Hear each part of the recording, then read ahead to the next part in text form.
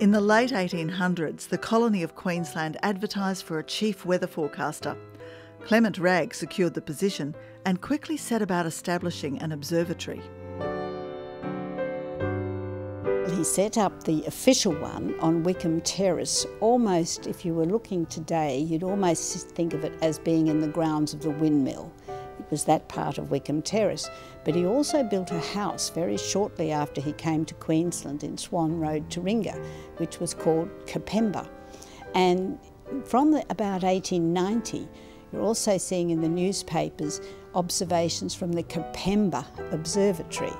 And that went on right until he lost his job and his official observatory was closed down in the early years after Federation. While he had some groundbreaking ideas, it was his inclement temper that often got him into trouble. He was the first person to name tropical cyclones, to give them a name.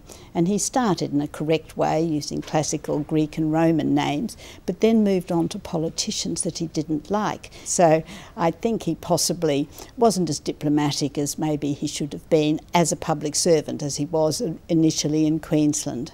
When he went to Italy, he was very impressed with this Steiger vortex gun that the Italians were using to shoot at hail clouds or clouds where there would be hailstones to break up the storm. And he got the idea that maybe they could be used in Queensland to shoot at the clouds to make it rain in times of drought.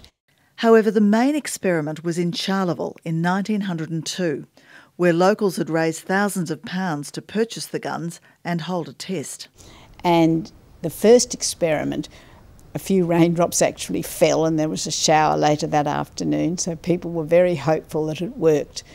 But unfortunately, the next experiment, some of the guns blew up but the clouds didn't, so they were then considered to be unsuccessful. Wragge's reputation was seriously tarnished by the failures, but he was undaunted.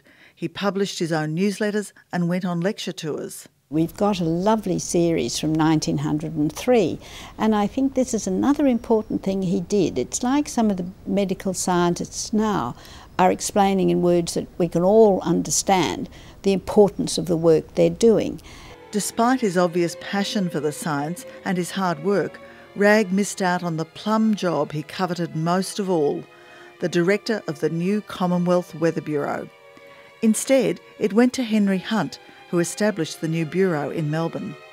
The numbers are the power in politics, as we all know, and New South Wales and Victoria were much more powerful than Queensland in the sheer numbers game. And one of the things he had done that had upset the other meteorologists so much was that he had headed his stationery and used the term Chief Weather Bureau, an Australasian Meteorological Bureau. This was well before Federation, as though the other states or the other colonies' weather stations didn't exist and their meteorologists were of no account.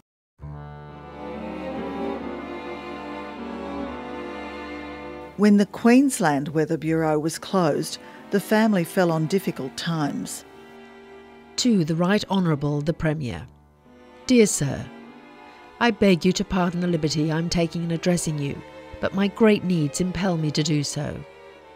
The closing of the Weather Bureau has deprived my husband, Mr. Clement Wragge, of his means of livelihood, and I am informed that all he has to maintain his large family is what he makes by his lectures. Your humble servant, Leonora Wragge.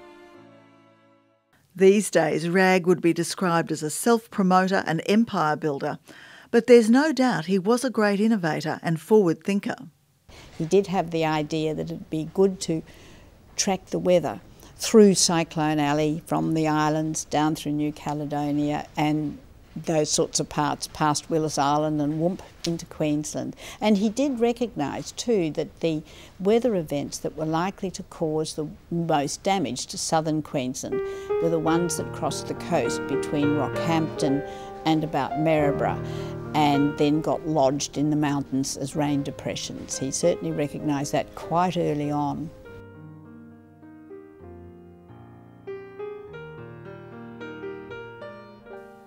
After tracking his life, Wragge has become a bit of a hero to Helen Gregory.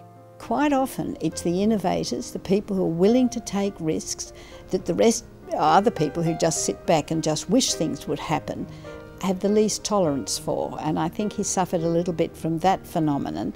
He probably didn't help himself by being a bit cranky and doing some unusual things like running a private observatory when he was also had a government one. But I think he probably deserves much more serious scholarship